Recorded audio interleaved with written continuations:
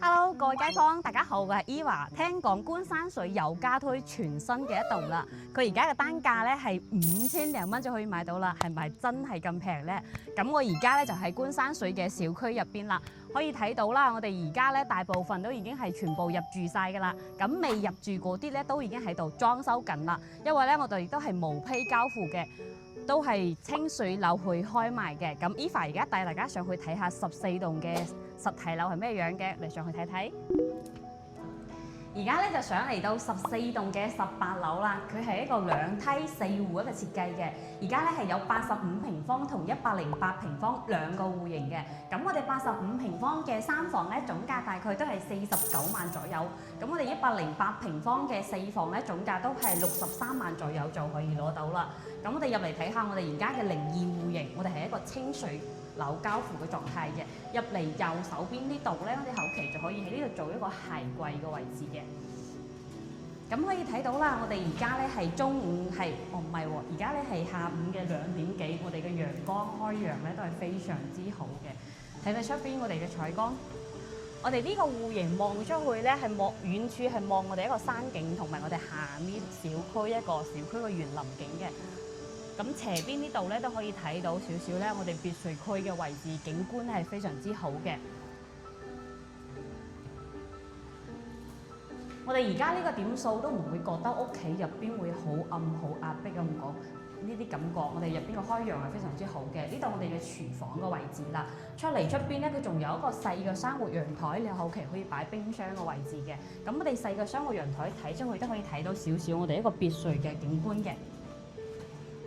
行過去睇下我哋休息嘅區域啦。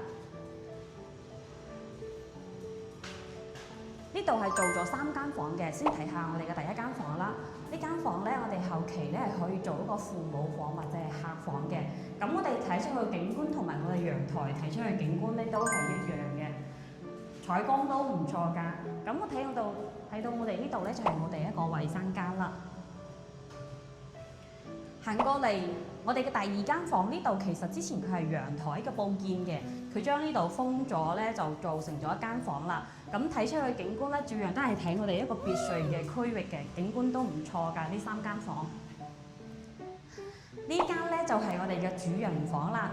主人房都其實已經夠㗎啦，可以擺張1.8米嘅大床之餘，仲可以做一個衣櫃嘅。咁我哋睇出去景觀咧都係 OK 嘅。我哋而家85平方睇完啦，過去睇下我哋108平方嘅4房啦。咁我哋而家咧就嚟到108平方嘅屋苑入邊啦。呢2個戶型，你覺得邊個戶型嘅景觀會好啲啊？你中意邊個多啲啊？梗係108啦，越大越好啊嘛。我反而會覺得啱先85平方嗰個會好啲，因為佢係可以3面睇到嗰個唔同嘅景觀，山景同埋小區別墅嘅景觀嘅。咁我哋呢個108平方嘅佢個客廳開間咧係比較大好多嘅，佢客廳開間咧係有將近4.5米嘅，都非常之大㗎啦。過嚟到呢度咧，首先入嚟睇下我哋入門地呢邊嘅。佢呢度咧都係同啱先個戶型一樣，都係陽台佈建，跟住咧佢封咗之後咧，做成一間細嘅房嘅。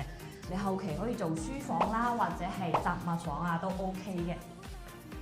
咁後期呢度咧，我哋就可以做一個鞋櫃嘅位置啦。我哋嘅廚房咧都係非常之大嘅108平方嘅。咁我哋廚房呢度咧，佢仲有一個窗嘅，窗呢度睇出去咧係睇我哋一個山景嘅。我哋108平方係有2個陽台，南北對流嘅戶型嘅，佢通風效果非常好。咁呢個陽台睇出去景觀都係非常之正嘅，可以睇到我哋山景啦，同埋我哋呢個小區嘅園林景觀嘅。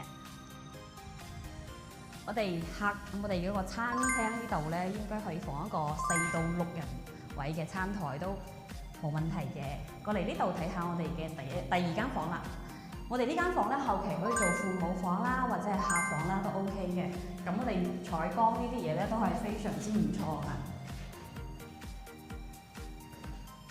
呢度咧就係我哋嘅第1個衞生間，公用衞生間啦。咁呢一度咧，佢呢度你後期可以將呢度打咗佢咧，做成一間房嘅。咁佢而家呢度咧係無批交付嘅狀態，係將呢度封咗㗎啦。